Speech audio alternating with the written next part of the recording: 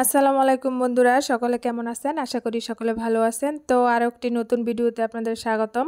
তো দেখতে থাকেন, আশা করি ভালো লাগবে। তো বন্ধুরা, আজকে মূলত আপনাদের দেখাবো আমাদের যে বাড়ির ধান ক্ষেত লাগানো হয়েছে আমাদের। তো ওই ক্ষেতগুলা কোন লোকেরা লাগিয়েছে, তারপর কিভাবে কি করি সবই এই ভিডিওতে জানতে পারবেন।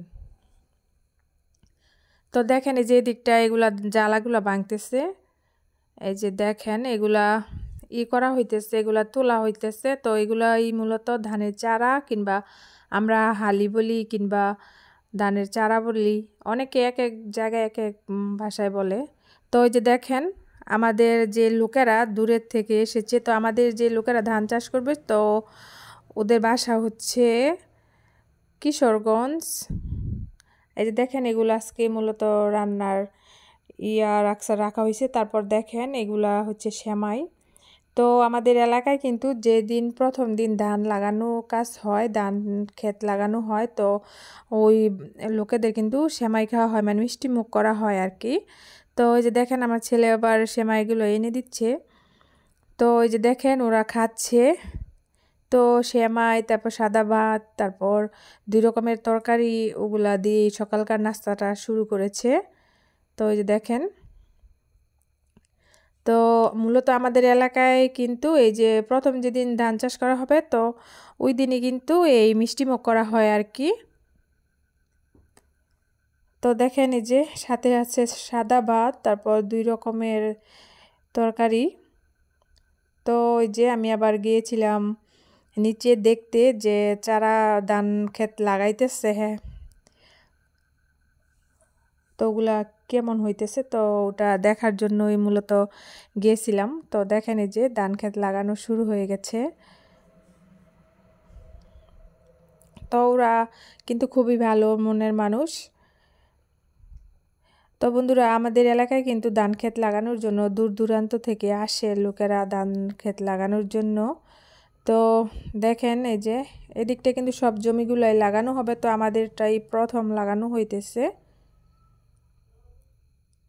এই যে দেখেন, প্রথম আমি দূরে আসছিলাম, দূরে থেকে ভিডিওটা করছিলাম, তারপর আবার যে আমি কাছে থেকে তারপর আপনাদের দেখাইতেছি কিভাবে লাগাইতেছে। এই যে দেখেন।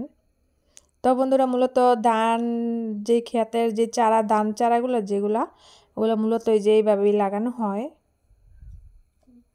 তো কে কে দেখেন নাই ধান ক্ষেত লাগানো, তো দেখে নিন আর কমেন্টে জানাবেন কেমন লাগছে এগুলা ভিডিওটা দেখে। তো দেখেন এই যে দিকটা আছে, আমরা দুপুরে যে আয়োজনটা করেছিলাম, এই যে লাউয়ের তরকারি, তারপর আছে মাছ, ভেড়া মাছের বোনা।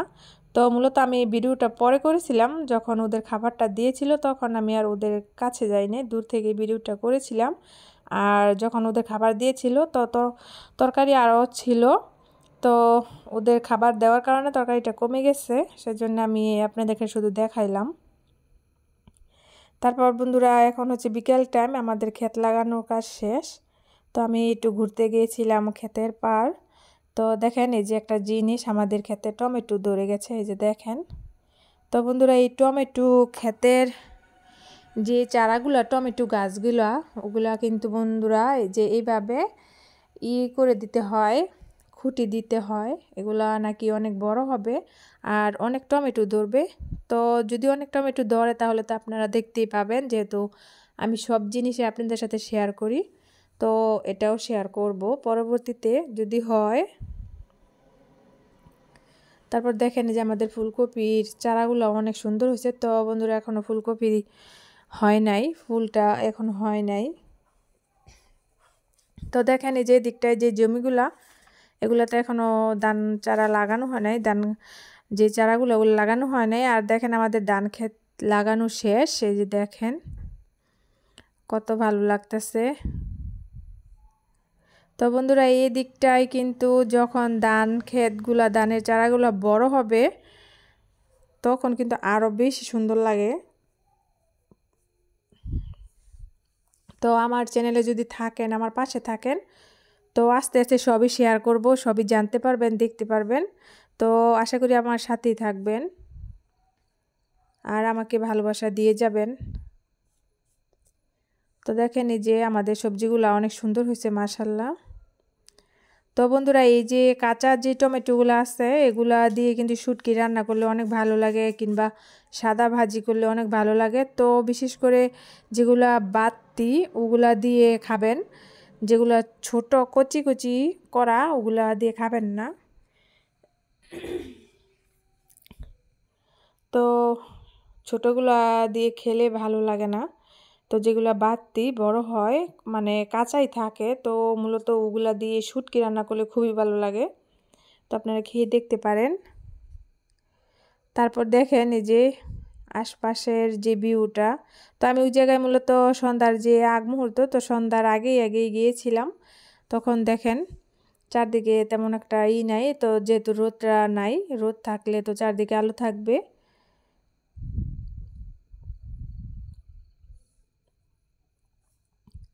তারপর দেখেন আপনাদের আমি আকাশটাও দেখাইতেছি যে সূর্যটা ডুবে গেছে, কোনো সাইডে সূর্যের কোনো চিহ্ন নাই, যেহেতু সূর্য ডুবে গেছে। যে পশ্চিম সাইডে দেখেন লালচে যেইটা থাকে ওইটাও নাই।